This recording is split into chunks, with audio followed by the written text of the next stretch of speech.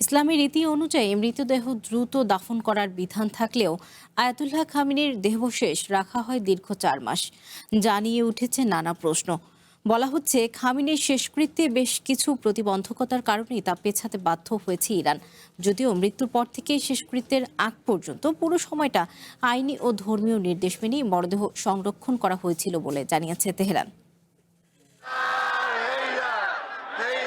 ফেব্রুয়ারির ২৮ তারিখ আমেরিকার হামলায় ইরানের সর্বোচ্চ নেতা আয়াতুল্লাহ খামেনি সহ আরও কয়েকজন নেতা নিহত হন। লাইফে কোনো কিছুর গ্যারান্টি নাই, তাই ইন্স্যুরেন্স করুন সিটি ব্যাংকে, কারণ ইন্স্যুরেন্স করলে সিটিতে সুরক্ষা পাবেন নিশ্চিন্তে।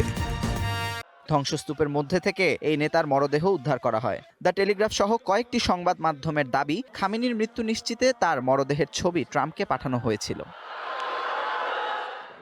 ইরানের পাশাপাশি মুসলিমদের জন্য আয়াতুল্লাহ খামেনি ছিলেন গুরুত্বপূর্ণ একজন ব্যক্তিত্ব। ইসলামের বিধান অনুযায়ী মৃতদেহ দ্রুত দাফন করতে হয়। ২৪ ঘন্টার মধ্যেই দাফন করার আদর্শ সময়। যদিও খামেনির বেলায় এই বিধান মানা হয়নি।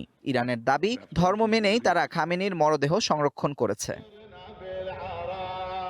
ইসলামী শরীয়ত মোতাবেক কোনো রাসায়নিক ব্যবহার করে মরদেহ সংরক্ষণ কঠোরভাবে নিষিদ্ধ। তাই সম্পূর্ণভাবে তাপমাত্রা নিয়ন্ত্রণের মাধ্যমে সাবেক এই নেতার মরদেহ সংরক্ষণ করা হয়। যদিও এটি একটি ব্যতিক্রমী ঘটনা, তবে শিয়া ফিকহ শাস্ত্রে যুদ্ধাবস্থার মতো পরিস্থিতিতে দাফন বিলম্বিত করা এবং হিমায়িত করে মরদেহ সংরক্ষণের অনুমতি রয়েছে।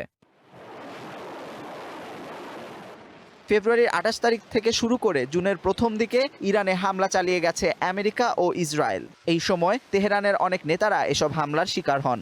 এমন অস্থির সময়ে ইরানের মধ্যে লাখো মানুষের সমাগমের আয়োজন করা খুবই ঝুঁকিপূর্ণ ছিল।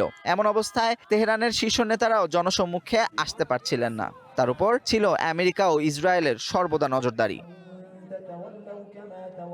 খামেনির শেষকৃত্যের আয়োজন করতে তাই ওয়াশিংটন ও তেহরানের মাঝে সমঝোতার প্রয়োজন ছিল, যা তারা জুন মাসে সম্পন্ন করেছে। অন্তর্বর্তী চুক্তির মাধ্যমে তারা একটি যুদ্ধবিরতি নিশ্চিতের পরই খামেনির সপ্তাহব্যাপী শেষকৃত্যের আয়োজন করেন। তাও নিরাপত্তার ঝুঁকি থাকায় বাবার জানাজায় অংশ নেননি ইরানের নতুন সর্বোচ্চ নেতা মোজতবা খামেনি।